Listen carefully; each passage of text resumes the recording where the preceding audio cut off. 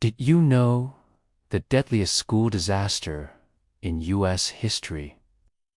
It happened in New London, Texas, in 1937.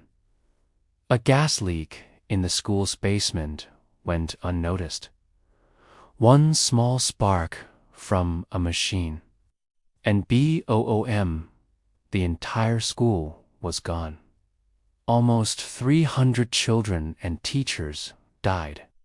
It was so tragic, that the U.S. made odor in natural gas mandatory. Because back then, gas had no smell. This one disaster changed safety laws forever.